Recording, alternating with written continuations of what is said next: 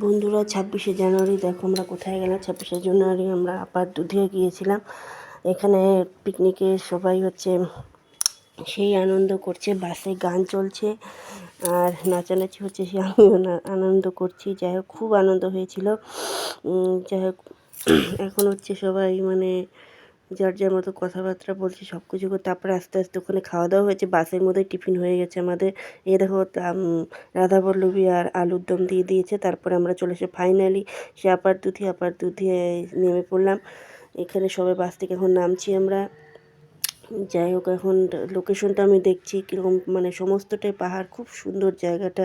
সবাই বাস থেকে নেমে গেছি। এখন যে যার মতন চিন্তা করছি কী করব না করব, সেলফি তুলবো না কিছু একটা করবো। এখানে কত পিকনিক স্পট, কত সবাই এসছে পিকনিকে। আর যাই হোক, সেই আনন্দ হয়েছে ওখানে, আর কি বলবো। পিকনিক বুঝতেই তো পারছো তোমরা, সে সবাই এখন যে নাচানাচি শুরু করেছে, বাচ্চারা নেমে পড়েছে। আর এখানে আমরা বসে কোথায় সবজি কাটবো, সেই জন্য প্লাস্টিকটা পাচ্ছিল। এই বড় প্লাস্টিকটা পেটে আমাদের বসার জায়গা করেছিল, কোথায় এসে করবো। তারপরে আমাদের গ্রুপের একজন, ওর বাবা আর ছেলে দুজনে মিলে বেরিয়ে গেছে। ওরা দেখছে লোকেশনটা কীরকম সুন্দর।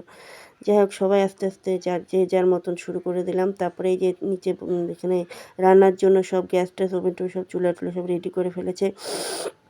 বাসের সামনে বাসের সাথে লাগিয়ে করেছিলাম, কারণ এখানে রাখার কোনো জায়গা ছিল না। যাই হোক, সবাই এখানে আনন্দ করতে, এই যে গান ছেড়েছে, নাচানাচি হচ্ছে। তারপরে এখানে পাতুরি, যেটা মেন, সেটা হচ্ছে কলা পাতা। তারপরে এই যে পাবদা মাছটাকে এখন ভাজবে, সব বেসন চালের গুঁড়া দিয়ে সব মাখিয়ে টেকিনি কী করেছে জানি না, তো সেই হয়েছিল খেতে। যাই হোক, সবাই সবজি কাটতে লেগে গিয়েছে। আমি ক্যামেরা ধরছিলাম যে, তাই দেখাতে পারলাম না। যাই হোক, যে সবাই সবজি কাটা শুরু করে দিয়েছে, অলরেডি হয়েও গেছে অর্ধেক কাটা। এখন আর কি বলবো, এই যে এখন পাবদা মাছটা পাতুরি, ভেটকি মাছের পাতুরি যেটা বানাচ্ছে, সেটা সব কিছু হয়ে এখন কলা পাতা মুড়াচ্ছে ওরা। আর এটা সে খেতেও অসাধারণ হয়েছিল, কি বলবো, প্রত্যেকটাই সেই। আর এই দেখো, এখানে পাবদা মাছ ভাজাটা আমি নিয়েছি, সবাই নিয়েছে। তারপর আমি বললাম একটু ক্যামেরাটা ধরে বন্ধুদের দেখাই যে পাবদা মাছের ভাজাটা কীরকম হয়েছে। খুবই ভালো হয়েছিল। যাই হোক, হয়ে গেল। এখন এখানে মাংসটা ম্যারিনেট করছে আমার বর। মাংস টাংস সব লবণ টবণ দিয়ে ম্যারিনেট করে রাখছে, যাতে ভালো হয়। সে পিকনিক খাওয়া দাওয়া যে পিকনিকে হচ্ছে, সেটা মনেই হচ্ছিল, কারণ এত সুন্দর রান্না হয়েছিল। তারপরে দেখো, রাত্রিবেলা তখন বাজে 5:30, 5:30টার সময় খাওয়া দাওয়া সব চলে এসছে। আমরা সবাই বসে পড়েছি ওখানে, যে যার মতন, সবাই ছেলেরা দিয়েছে, তবে মেয়েরা দিয়েছে, যে সবাইকে দিচ্ছে।